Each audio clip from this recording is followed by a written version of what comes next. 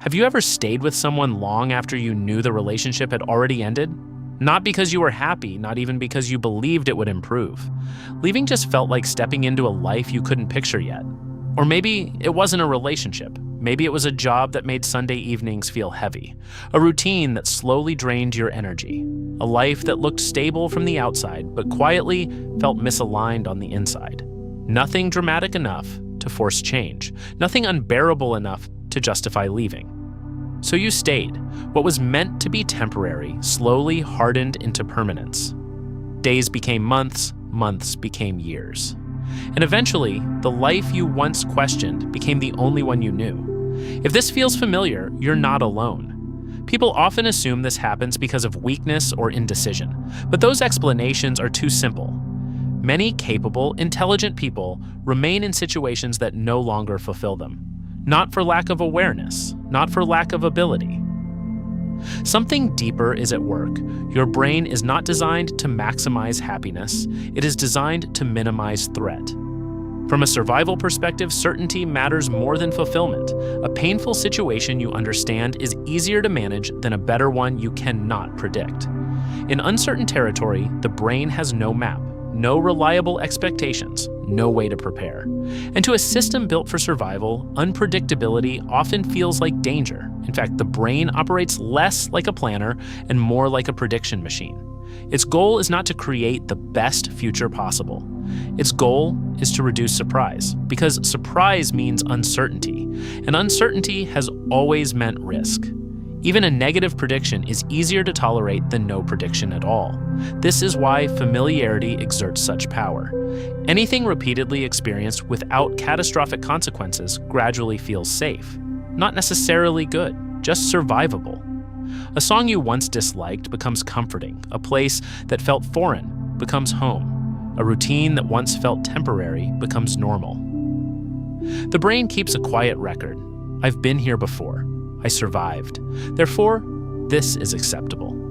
Over time, familiarity stops triggering alarm signals, even when the situation itself hasn't improved. You can become accustomed to stress, to disappointment, to feeling undervalued, to living slightly out of alignment with who you hoped to become. Gradual change is especially deceptive. Nothing shifts abruptly. There is no single moment that demands a decision. Instead, there are small adjustments. One compromise at a time until the unfamiliar becomes ordinary. Familiar pain has one enormous advantage. It is predictable. You know when it appears. You know how intense it will be. You know how to endure it. Unfamiliar pain offers no such structure. It could be better, it could be worse, it could change everything. And evaluating that uncertainty requires energy.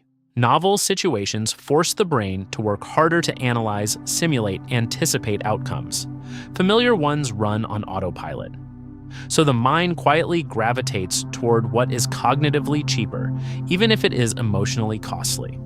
Leaving, meanwhile, introduces loss, not only of the present situation, but of everything invested in it. Time, effort, memories, identity. A long relationship is a shared history. A long career path is a personal narrative. Walking away can feel like invalidating years of your life. Psychologically, loss weighs heavier than gain. We are far more sensitive to losing what we have than to acquiring something new. So the choice does not feel like stay unhappy or become happier. It feels like keep what exists or lose everything for an uncertain possibility.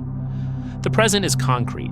The alternative is hypothetical, and the brain treats that as a dangerous exchange.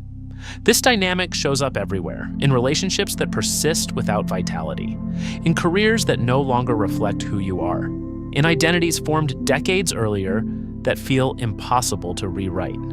Even dissatisfaction can become familiar. I'm always stressed. I'm stuck. This is just how my life is. Over time, these statements shift from temporary conditions to stable self-descriptions. And once something becomes part of your identity, changing it feels less like a decision and more like dismantling yourself. From the inside, it rarely feels like a trap. It feels like reality, the only version of life that seems workable, which leads to a quiet but unsettling insight. You stay because it's familiar, not because it fulfills you, not because it reflects your deepest desires, not because you consciously chose it, but because your brain understands it. It knows how to function there. It knows what to expect. It knows how to survive inside it. Familiarity creates the sensation of safety, even when what you are familiar with is slowly diminishing you. Seen this way, staying is not necessarily failure, it is adaptation. Humans evolved to preserve stability in uncertain environments. Entire societies depend on people maintaining predictable structures, jobs, roles, routines, even when they stop feeling meaningful.